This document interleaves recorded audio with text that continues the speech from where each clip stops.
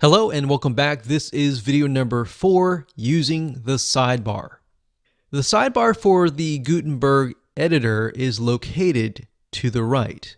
So we're going to discuss the different features and what's available to you.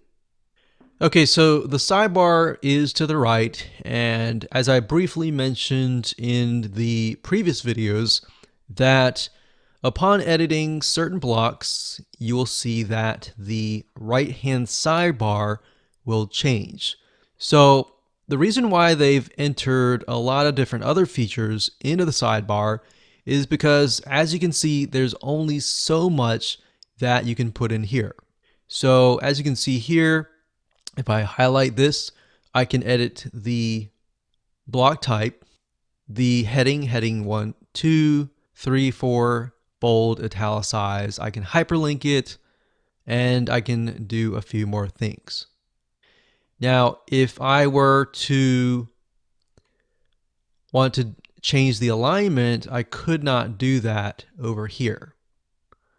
So if I highlight this here, so we highlight this here, let me highlight it. You can see text alignment left, center, and to the right. And if I click on advanced, I can add a HTML anchor, which basically lets you link that link. So that's essentially what this is. But there's certain elements here that are kind of redundant. So you just need to be aware of what is redundant and what is not. All right, so if we go to the bulleted list here, you can see a list is a list. So there's not really anything additionally to that. All right, so right here, you can change it from an unordered list, which is basically dots, to an ordered list, which is numbers, as you can see here.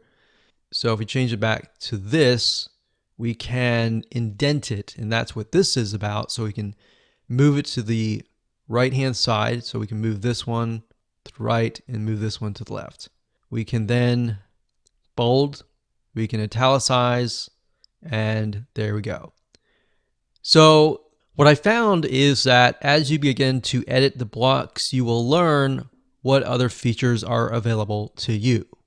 Now that's in terms of blocks. If we go over here, there's blocks and there's document. Document controls the whole page or the whole post. So in other words, you can go through here. You can see that this post is public, meaning everybody else can see this. So if I wanted to change this, I could to private so that everybody cannot see this. Post format, we have standard, we have different post formats for different media types. You can say stick to the top of the blog, so you can move this to the top of the blog. You can click pending review if it's pending. So if you are, say, a writer or you have a writer on your team, you could give them access to the site and you could have them click pending review, and then you come in and you review it, and if it's good to go, then you post it and publish it to public. Permalinks is basically the URL. So if you click here, you're going to see the domain name with the name of the page. So like I talked about earlier, if you name the page title a certain name, that will be yourdomain.com/the title name. All right, that's basically what the permalink is. Now, this enables you to change that if you choose to do so, but just bear in mind that if you're editing on a live site and you change the permalink, and that post or page has been there for maybe weeks or even months, then by changing it, you could potentially lose the traffic that is coming from maybe Google to that page. So you would need to use like a WordPress plugin like Yoast SEO to change that. Then of course you have categories, which allows you to categorize your posts or your pages. You can click add new category if you want to add an additional category. Now, as you can see, there are parent categories. And then if you want to make a category underneath a specific parent category, this will become the child category. So that's there if you want to add categories. And then of course you have tags. Tags allows you to create a similarity between posts or pages.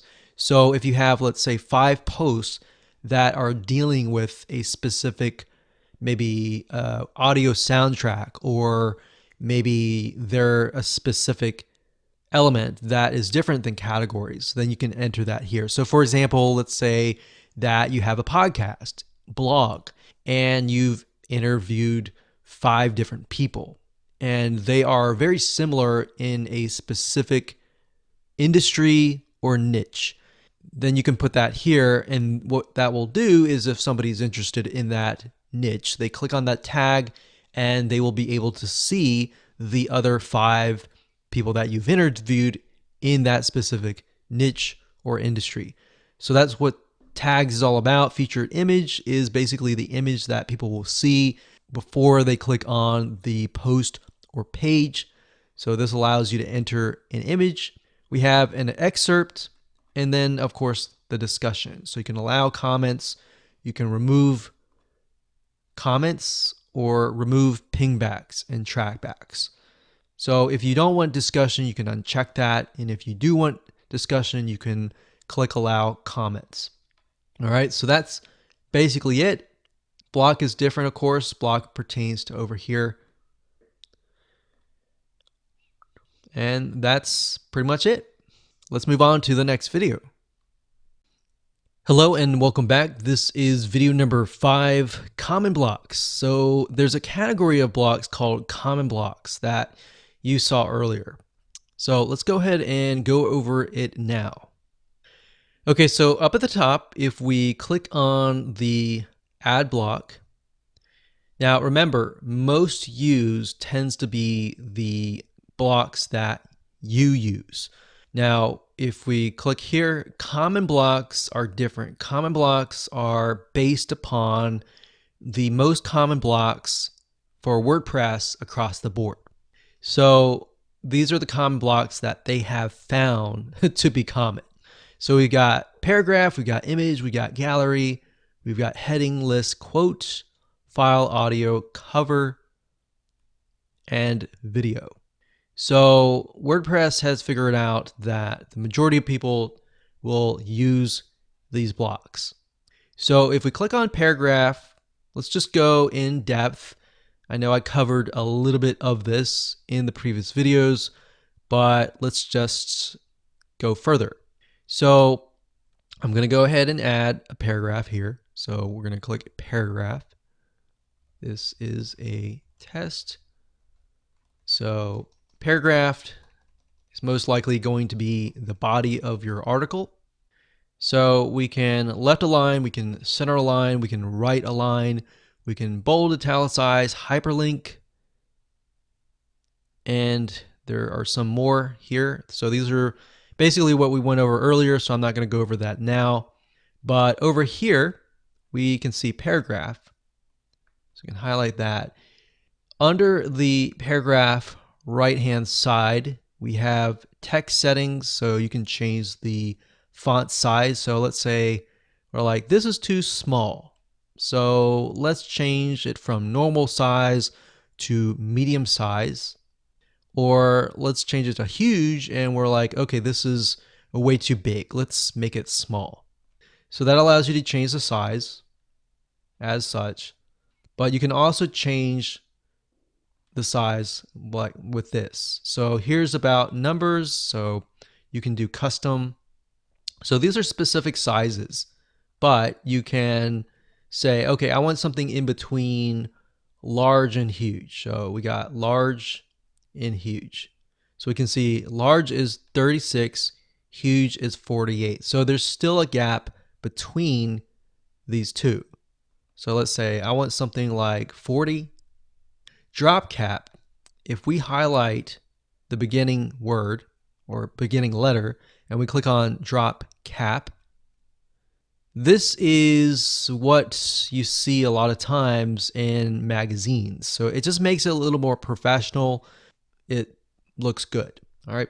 So there's actually studies that show that the human eye, when they see a drop cap, they look upon it and think, oh, this must be legit, or this must be important because it looks like a magazine or a newspaper. Now we have color settings, which allows you to change the background color like this. So if we scroll down, we can see that it changes the background color. And this is something that you could not have done with the classic editor. So this is a big pro. So we can change it to this. So you don't want to choose something that's just too much in your face like this, unless you know your audience and you know that's the colors that you want to use. Or maybe that fits your brand. Maybe your brand colors are pink and blue. You could do something like that. All right, so we're going to choose, let's gray, and we can choose red, blue, like that. And you got custom color, which allows you to pick a color that might not be on this list. So let's say we're going to clear this. When we clear it, it removes the background. We can click custom color, and it allows you to choose different colors that may not be on this list. You can do the same with the text color. So we can clear that, and let's say we don't like the dark blue, we can click custom color and we can choose a different color that's not on that list, like so. And under advanced, you have CSS class, but if you don't know anything about CSS, you can simply ignore that. So that's it when it comes to the paragraphed block. All right, so let's scroll down and let's go ahead and add a new block. So if we go to common blocks, we have images. So images are, and then we have galleries. So this one down here is an image, so we'll click that. Now, image is very self-explanatory. We briefly touched base on this, but all you have to do is simply upload. You can go to media library, or you can insert from an existing URL that is linking to an image. So either of those choices, you can choose, the image will show up, and that's it. So it's very, very self-explanatory. And then of course you have gallery, which is the same, but it's just multiple images versus one image. So let's go here. Let's add a new block under common blocks. So we went from paragraph, image, gallery. We got heading, which we touched base earlier. So you can change the size, the heading size, and the alignment to the right. We covered list actually earlier. So if we go to list doesn't have any settings on the side. It just allows you to create an unordered list, an ordered list, and do indentations to the left or the right, bold and italicize. So very, very easy to set up. So we went over quotes. We actually created one. Quotes is simple. You just click quote, you enter text. So quotes up here too. So you can change the styles. You can make it large like that, or make it small. Typically, what you'll notice is quotes typically will look like more like this. They'll have big, they'll be italicized, and it'll be quite obvious to people that that is a quote. You have advanced, but like I said, most of you will not use advanced, so you don't have to even click that. So next off, on common blocks, we went through these. If you click on audio, very similar. You upload the audio file as an MP3 file, and that's it. It's done. It's very, very similar to images. We'll click this here, common blocks. And then we pretty much went through all of these videos, very similar. You just have to have the video in hand on your computer. You upload it to the media library, you upload it, or you get the URL. We have file, which is again similar. If you click on file, same thing. Very similar to audio, video, and image, and gallery. And of course, the last one is the cover. So the cover is also very, very similar. And the cover, typically you want to have it at the top. So that. And you just upload an image. And that's it. Of course, when you're done, you want to click publish and you're good to go. Hello and welcome to video number 6. Let's talk about formatting blocks, and we'll go to every single block like we did in the previous video. Okay, so let's go ahead and add some blocks. So we're going to click on the add block here. We're going to go find the formatting blocks, which are here. So you see there's code, classic, custom HTML, pre-formatted, pull quote, table, and verse. So most of you, I will say, will not really use this unless you are using maybe an outside third-party service and they say something like, you need to add this code to your website. So some of them are going to say you're going to need to add it to like the header or the footer. In those cases, you might want to hand it off to a webmaster because this would be different. But let's say, for example, that they say add the code to the body of your page. So if that's the case, all you have to do is click on code, and then you can add the code here. Now, like I said, this is for advanced users. Most of you will not use that. Next up is the HTML. Now, believe it or not, some of you and a good majority of you will probably encounter something like this. So they might tell you, enter this HTML code into the body of your WordPress site. So if that's the case, click on custom HTML and you simply enter the HTML here. Now, most of you will not know HTML, but that's just how it is. So if I were to write some HTML, and what I'm doing now is I'm basically creating a link. So I'll do http google.com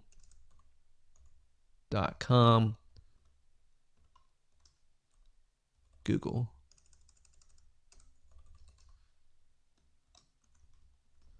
So if you have no idea what I just did, you don't have to worry about that. But if I click on preview, what I did was I just created a link. So it's a link. So if you don't know HTML, it may not be applicable to you, but at least you are aware of what this block is. Okay, so next up we have formatting. Under formatting, we have classic. So what this is the old classic editor. Now, do not be confused that this is how to convert back to the old classic editor. We're still using Gutenberg. All right, so this just happened to be within a block. So if you like the old classic editor and you want to utilize it within a block, that's fine. All right, so that's what that is. So you can see what is available to you. Going back, we got formatting, we got pre-formatted. So if I go back here,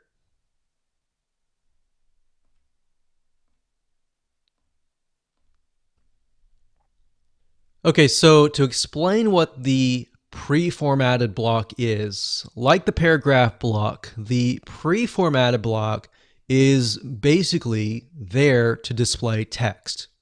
Now, unlike the paragraph block, the pre-formatted block basically keeps any spacing or any line breaks exactly as they are entered. So in other words, the pre-formatted block is displayed in sort of a monospaced font, making it easy to keep text perfectly aligned. Now, the pre-formatted block also includes styling or the ability to add hyperlinks or as short links that a code block doesn't have. So, like I said, most of you will not use this, okay? But it's there if you ever have to need it.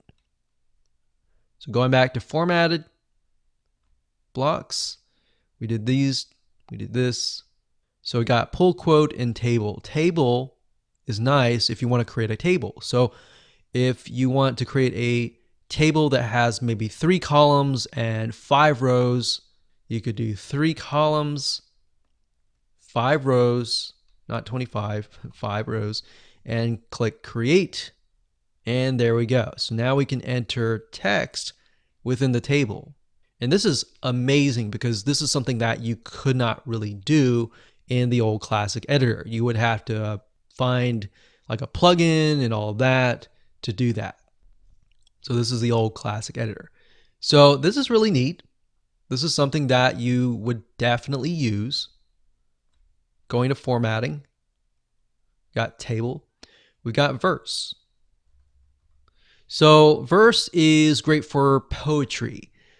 As you can see, it uses special spacing formats or quote song lyrics.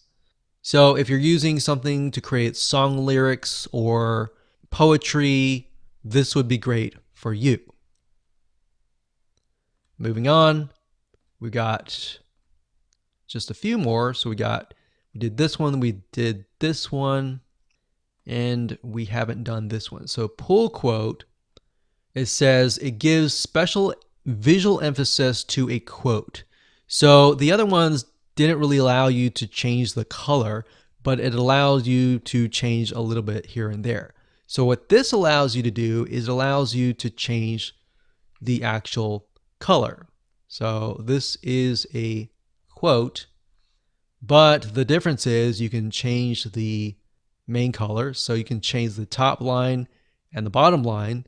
So as you can see, it looks fairly nice and professional like that. So we can keep it red and we can change the text color to something like black, gray, maybe orange, maybe green, or maybe we can do green up here and red here, something like that, or blue. So that's the main difference. So quote is different than verse, different than pull quote. So as you can see, what this allows you to do is it changes literally the formatting and makes it look nice. So those are the formatting blocks. Let's move on to layout elements in the next video.